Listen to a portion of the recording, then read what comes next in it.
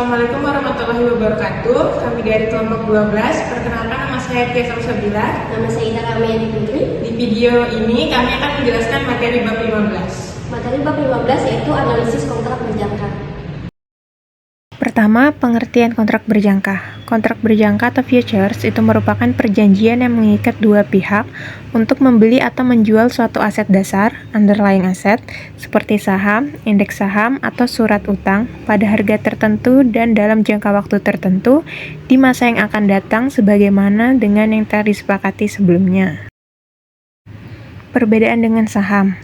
Kalau berdasarkan kepemilikan, saham itu merepresentasikan kepemilikan atas suatu perusahaan, sedangkan kontrak berjangka itu hanya berupa perjanjian untuk transaksi di masa depan.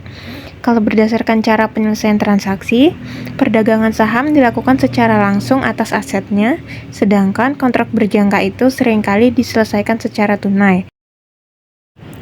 Selanjutnya ada tujuan kontrak berjangka, itu ada 3. Yang pertama, nilai lindung atau hedging. Itu untuk melindungi nilai aset dari fluktuasi harga.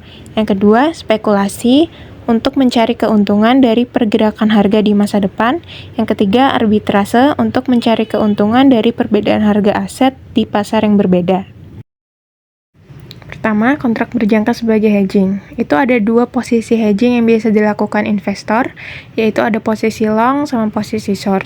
Posisi long atau membeli, itu investor mengambil posisi long jika mereka memprediksi harga aset itu akan naik. Kalau posisi short atau menjual, investor mengambil posisi short ini jika mereka memprediksi harga aset akan turun. Kedua, kontrak berjangka sebagai spekulasi. Itu untuk memperoleh keuntungan dari perubahan harga yang terjadi. Para spekulator ini mengejar pengembalian dari pergerakan harga di masa depan saja, sehingga mereka itu jarang melakukan transaksi pada perdagangan komoditi atau aset yang menjadi underlying pada kontrak futures secara fisik. Selanjutnya, kontrak berjangka sebagai arbitrase. Futures sebagai sarana arbitrase ini untuk mendapatkan keuntungan dari perbedaan harga antara beberapa pasar. Para pelaku arbitrase akan membeli aset di pasar dengan harga yang lebih rendah, dan secara bersamaan mereka akan menjual kontrak futures di pasar dengan harga yang lebih tinggi, ataupun sebaliknya. Lalu mereka memperoleh keuntungan dari selisih harga tersebut. Selanjutnya, karakteristik dan keunggulan kontrak berjangka. Yang pertama, leverage atau daya ungkit. Investor hanya perlu menyetor margin, misalnya 4% dari nilai kontrak, untuk bisa melakukan transaksi.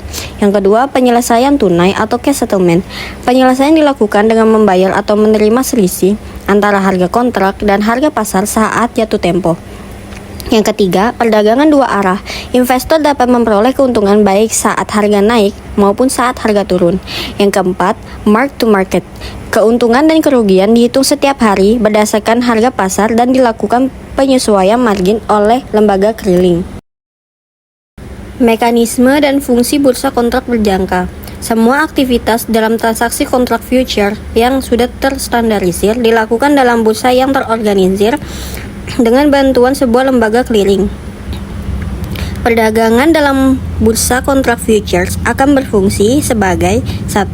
Transfer risiko, 2. Pembentukan harga, 3. Stabilitas keuangan, 4. Pengawasan mutu, 5. Pengumpulan informasi yang efisien.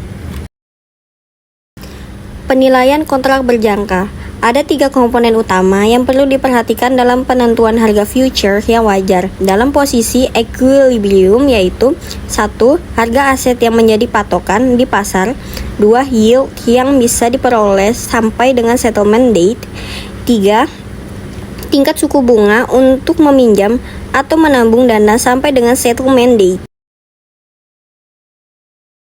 Manfaat dan risiko future. Pertama, lindung nilai, hedging. Future dapat digunakan sebagai instrumen lindung nilai, hedging, karena dapat mengkompensasi risiko atas kerugian yang disebabkan oleh penurunan nilai dari portofolio underlying. Mekanisme hedging tersebut dapat dilakukan jika investor mengambil posisi jual di future. Dengan demikian, apabila investor menderita kerugian di pasar spot, maka keuntungan di future dapat menutupi kerugian portofolio saham tersebut. Yang kedua, transaksi aktif jangka pendek. Investor dapat meraih keuntungan dari pergerakan indeks baik saat harga naik maupun turun melalui produk future tanpa harus memiliki aset underlying secara fisik. Dengan mengambil posisi beli saat memprediksi harga naik dan posisi jual saat memprediksi harga turun, investor dapat bertransaksi secara aktif dalam periode singkat, sehingga nilai dan volume transaksi indeks future bisa menyaingi bahkan melampaui transaksi aset dasarnya, memungkinkan pemanfaatan fluktuasi harga secara optimal dan meningkatkan likuiditas pasar future. Yang ketiga, leverage, daya ungkit. Leverage memungkinkan investor untuk mendapat imbal hasil lebih tinggi dengan menggunakan modal yang lebih kecil dibandingkan dengan berinvestasi langsung pada underlying asetnya. Dengan adanya fungsi leverage, membuat investor memiliki potensi untuk mendapat keuntungan yang lebih tinggi dengan modal yang relatif lebih kecil. Yang keempat, diversifikasi. Produk kontrak berjangka menawarkan alternatif investasi dan diversifikasi portofolio dengan modal relatif kecil melalui margin, sehingga cocok bagi investor dengan dana terbatas. Meski memiliki potensi keuntungan dan keunikan sebagai instrumen derivatif, investor harus mempertimbangkan risiko secara matang sebelum berinvestasi di future. Yang keempat, diversifikasi. Produk kontrak berjangka menawarkan alternatif investasi dan diversifikasi portofolio dengan modal relatif kecil melalui margin, sehingga cocok bagi investor dengan dana terbatas. Risiko dalam kontrak berjangka. Yang pertama, risiko leverage. Jika harga bergerak tidak sesuai dengan ekspektasi, margin dapat habis dan investor diwajibkan menambah margin. Jika tidak dilakukan, posisi dapat ditutup secara paksa oleh broker. Yang kedua, risiko ketidaksempurnaan hedging. Jika jumlah kontrak atau jenis kontrak tidak sesuai dengan portofolio yang dilindungi, maka potensi kerugian tetap bisa terjadi karena tidak semua risiko tertutupi. Sekian presentasi dari kelompok kami, kurang lebihnya mohon dimaafkan. Wassalamualaikum warahmatullahi wabarakatuh.